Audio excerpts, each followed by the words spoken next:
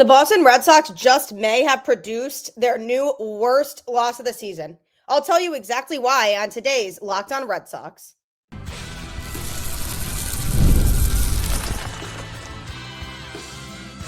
You are Locked On Red Sox, your daily Boston Red Sox podcast. Part of the Locked On Podcast Network, your team every day. Hello and welcome to Locked On Red Sox, your daily Boston Red Sox podcast, part of the Locked On Podcast Network, your team every day.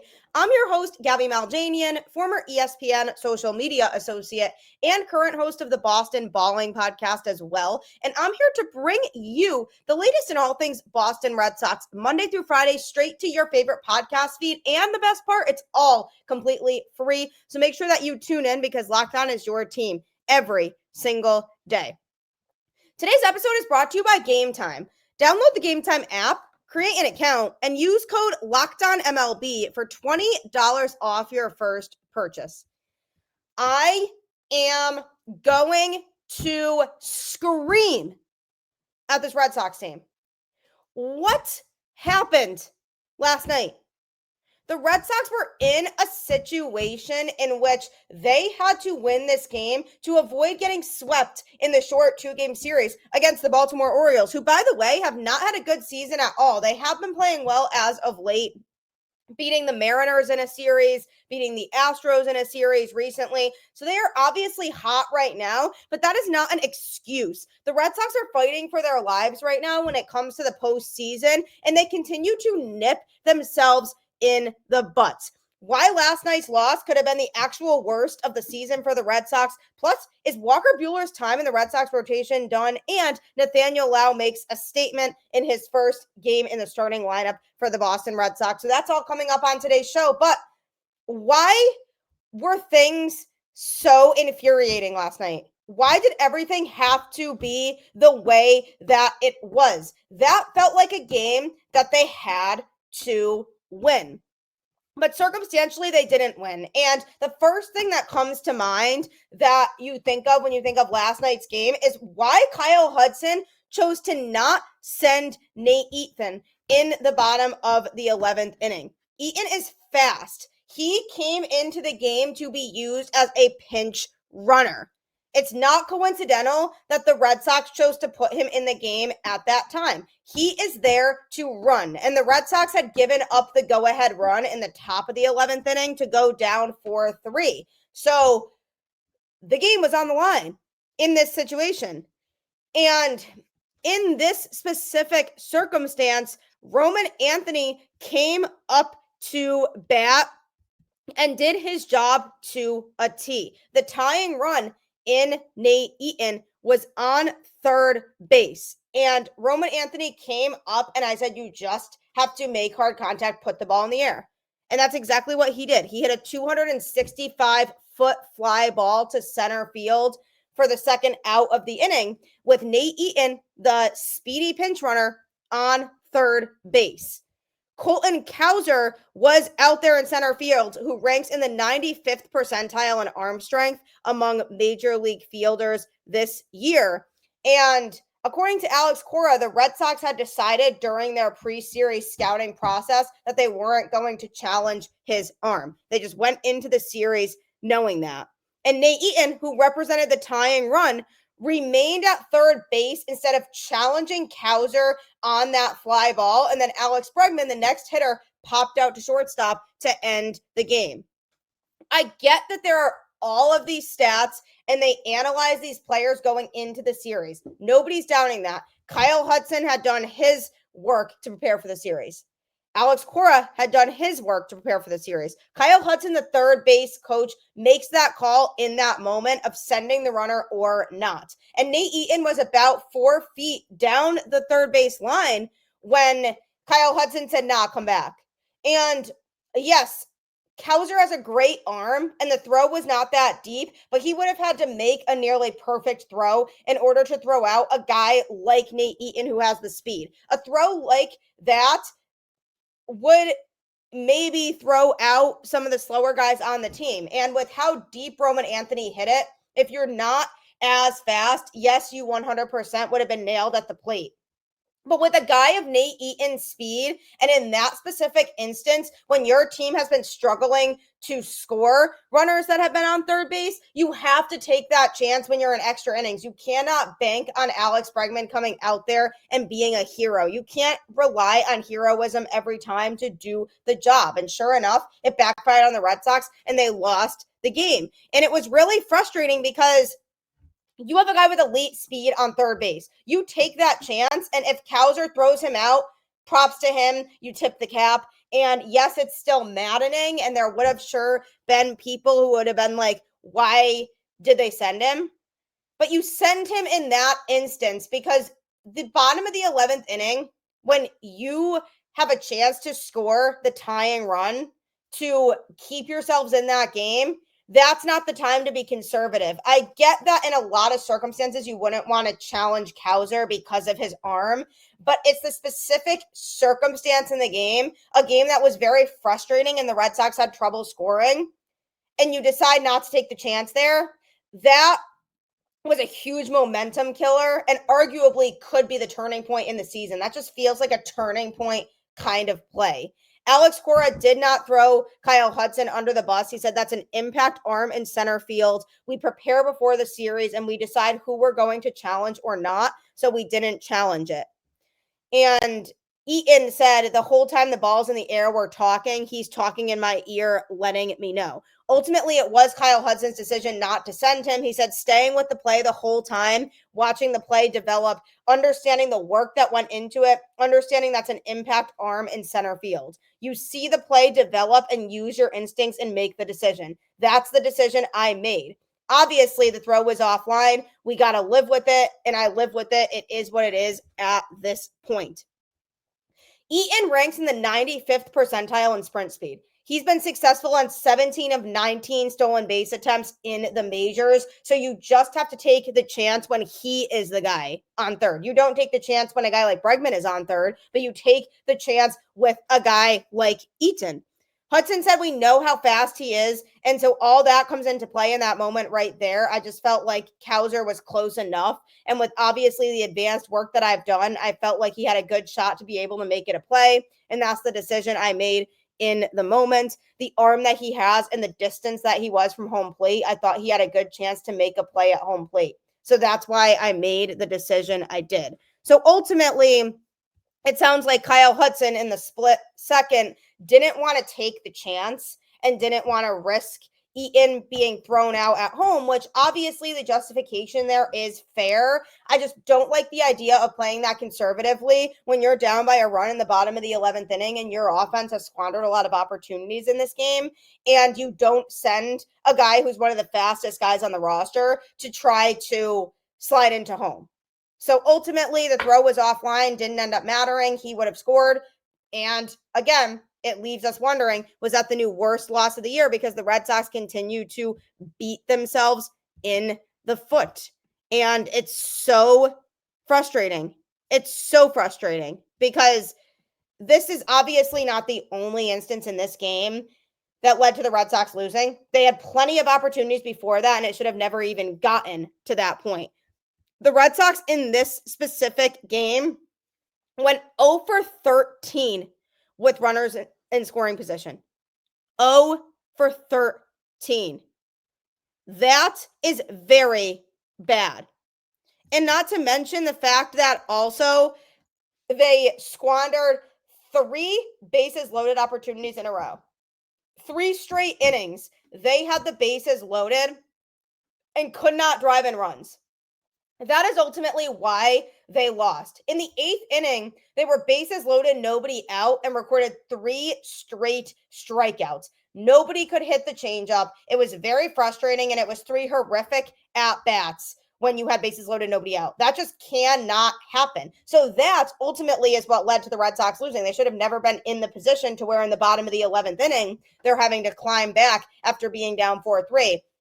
They had plenty of opportunities to win this game earlier, and they failed to do so. Granted, there was some bad luck involved. The Red Sox were hitting the ball hard in a lot of instances in this game, and just were not getting anything to fall. They had some deep balls hit that were being caught every single time. They had some liners that could have dropped into the outfield and didn't. So they were getting some bad luck, but they also just were failing to come through offensively. And ultimately that led to them losing this game. They stranded 13 runners on base, and that just can't happen.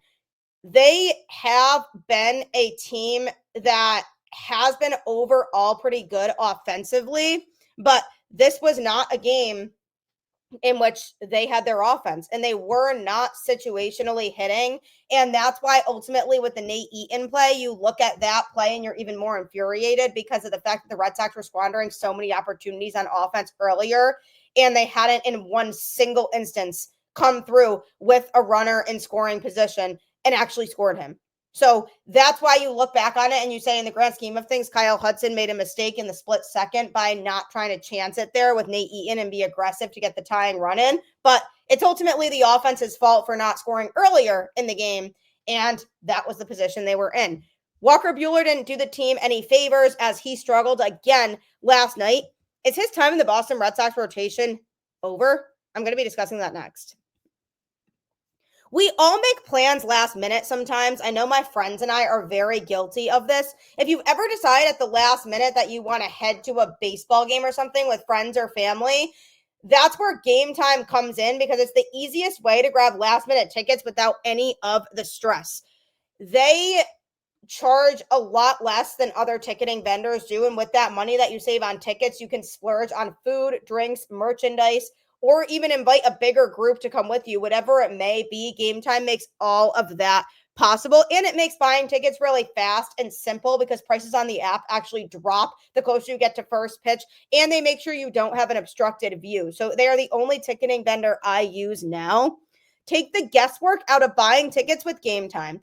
Download the Game Time app, create an account, and use code LOCKEDONMLB for $20 off your first purchase. Terms apply.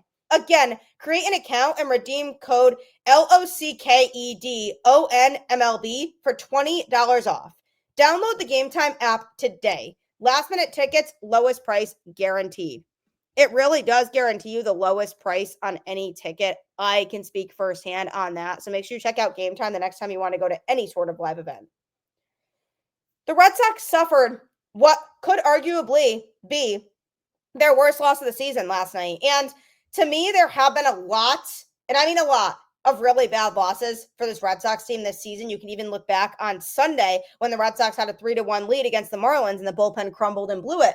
You can look at that one as a really bad loss. But the worst kind of losses are when the Red Sox beat themselves. And last night, they 100% beat themselves, and I hate when that happens. And it's just frustrating because this is the time of the year where you have to be winning games and you have to be winning series. The Red Sox wild card spot right now is hanging on by a legitimate thread, and they cannot have losses like that. And they have to be scoring with runners in scoring position, and they just were not doing that. But another issue in this game was Walker Buehler not looking sharp for the Red Sox rotation. He threw 4 innings, giving up 4 hits and 2 earned runs. Biggest key, 4 walks and 4 strikeouts. He threw 75 pitches and only 41 of those went for strikes. He now has a 5.40 ERA on the season. Alex Cora had no choice but to pull him because he did not look good, and a tough part of the Orioles lineup was coming up.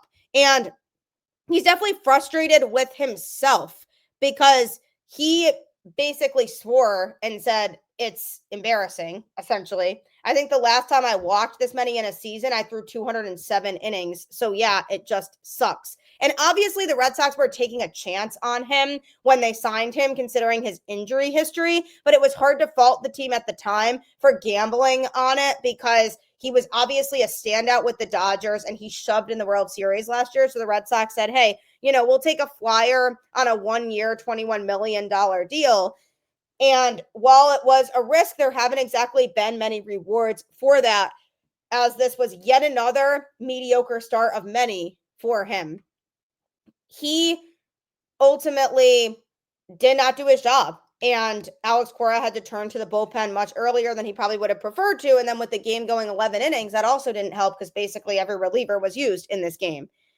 So it's just been a frustrating year overall for him. He has an 82 to 54 strikeout to walk ratio across 110 innings. And unfortunately for the team, his continued struggles are coming at the worst possible time because the Red Sox have now lost 3 straight games and dropped 7 of 10, putting them only 2.5 games ahead of the surging Kansas City Royals for the AL's third and final wild card seed. We cannot have him continue to be this rusty in the rotation. It just cannot happen. And if it wasn't bad enough right now for him, he's in jeopardy of losing his rotation spot because Kyle Harrison continues to impress in AAA Worcester and is keeping himself on track to join the big league roster ahead of the September 1st roster expansion. So things are looking down for Buehler as opposed to up. Now, there is a problem with all of this because what should the Red Sox actually do with Buehler right now? Because assuming that they don't collapse and miss the playoffs, which obviously that would be a nightmare. Obviously, Garrett Crochet is going to be the number 1 starter in the rotation, no doubt about it. Lucas Giolito, who owns a 3.63 ERA over 19 starts right now, also presumably will earn a postseason start. And then as for the third starting pitcher, likely that's going to be Brian Bayo and his 3.23 ERA. So then you have your top 3 right there. So what does that mean for Buehler? Although he memorably closed out Game 5 of the World Series last fall, he hasn't been a regular reliever since his rookie season in 2017. And even then, he only pitched just over 9 innings and allowed 8 earned runs across 8 games in relief. The Red Sox ultimately didn't sign Walker Buehler to be a reliever, especially not amid a heated playoff push right now. He landed in Boston because both sides believed that he'd regain some semblance of his old form, even if he never get quite to the level that he was at when he was a Cy Young finalist in 2021. They still thought that they could help him channel some of that dominance and find that form again, and it just hasn't happened. It's looking increasingly like his best days are long behind him. The 31-year-old has an ERA near 5.50 and actually a negative WAR, so wins above replacement. So he's basically losing more games for the Red Sox than a replacement player would, dating back to the start of last season. So it's just unrealistic to assume that the Red Sox actually think it's a good idea to stick with him down the stretch, especially when so many teams are staying alive in the wild card race right now, and the AL is really up for grabs. So Buehler's next start will likely come against the Orioles next week, unless the Red Sox decide at that point they're ready to bring Kyle Harrison up and they do make the change and send Buehler to the bullpen. And again, it's unfortunate because that $21 million they gave him was not for him to pitch in relief, but they might at some point feel like they don't have a choice because you want to field your best players and you want to have the best guys out there who are going to help you to succeed. Another option is Cooper Criswell, who dominated when he came up to make a spot start against the Astros. And that's something to consider too. Cooper Criswell hasn't pitched as well in relief, but when he started for the Red Sox, he has been pretty reliable. So he's another option that the Red Sox could call up if they get really fed up with Buehler. And they have been giving him a lot of chances to try to make things right. And he just hasn't been able to stay consistent. Whenever he has a really dominant outing, he'll slip back into bad habits. He had a really dominant outing against the Padres. And then after that, he slipped back into being messy. Too many walks that he's giving up, and he just has not been able to be effective. And it's been a massive problem for this Red Sox team because they do not want to see a guy like that be a liability. But unfortunately, right now he is.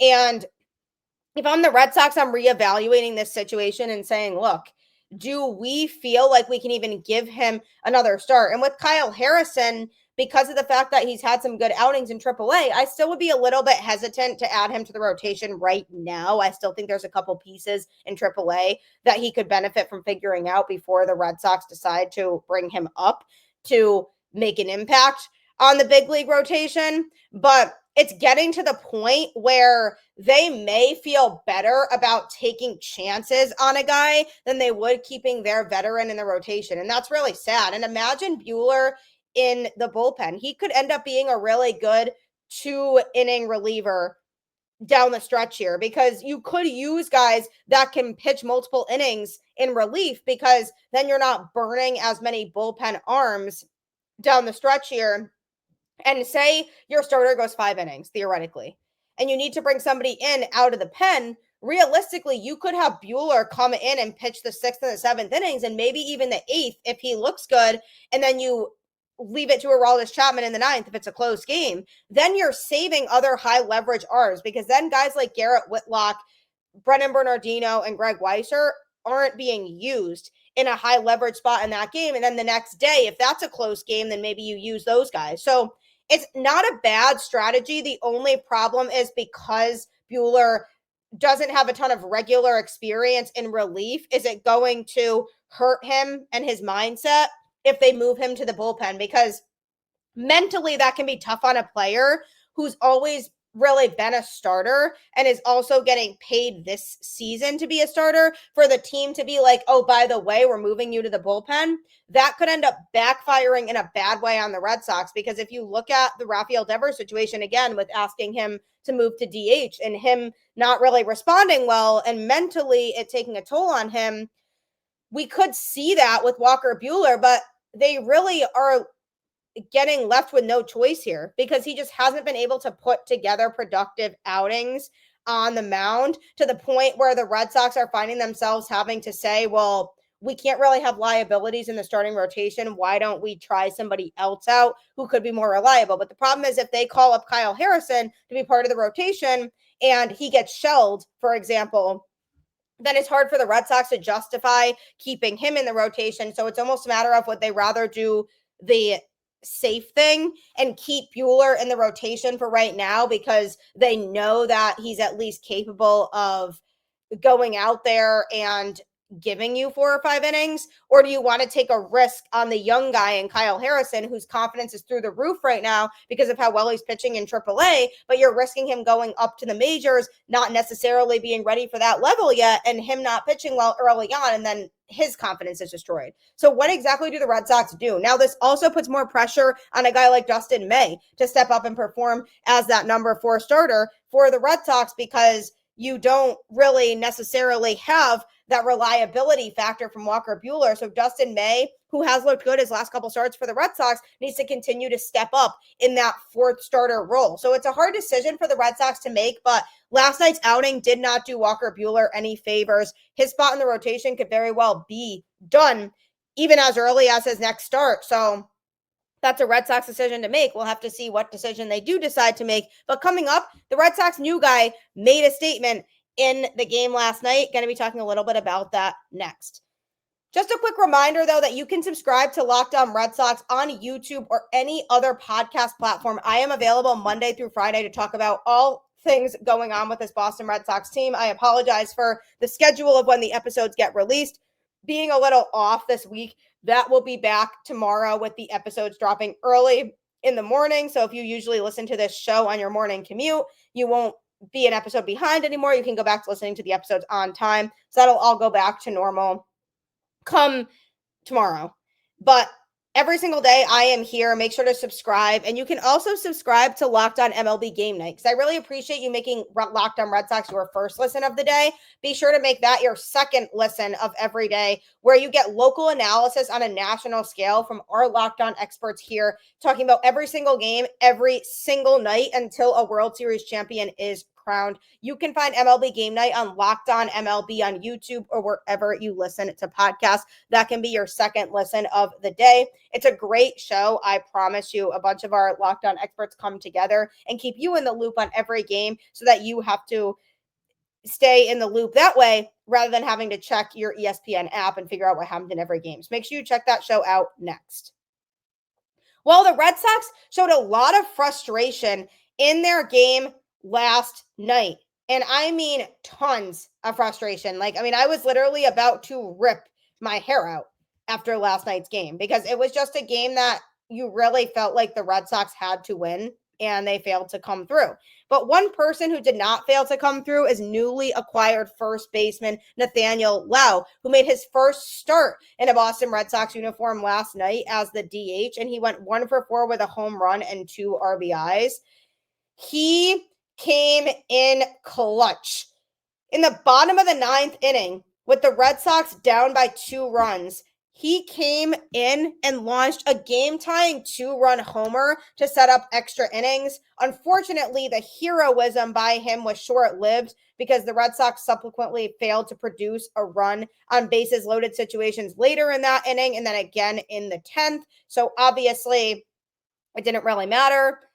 People were so excited to see that home run, myself included. I was literally screaming and I was like, wow, what a cool time for that to happen. His first home run with the Boston Red Sox in his first game in the starting lineup. And it comes at a time when the Red Sox needed it the most. And then unfortunately, they still came up short. So it really takes away from what that home run really did for this Red Sox team. He served as a pinch hitter and DH so far since being added to the roster on Monday, because Monday night he came in late in the game as a pinch hitter, and then last night he started as the DH, but eventually he's expected to become the primary first baseman against right-handers. Things are a little bit wonky right now with the Red Sox lineup because of the fact that Wilyer Abreu is out, so you saw Yoshida playing in left field last night.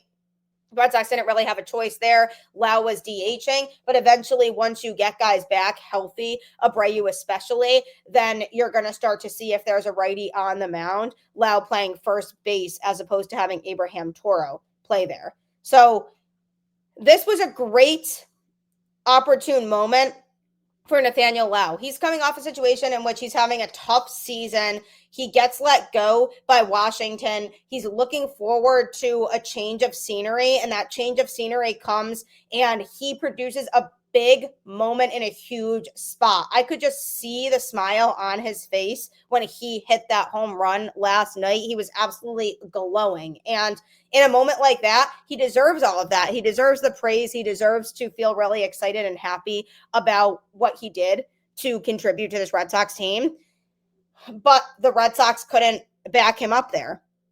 The reason this is so notable is because for a guy like that, who has been a solid baseball player throughout his career, and from 2021 to 2023 was very strong, and then he goes into last year, dips a little bit, and then this season is really struggling.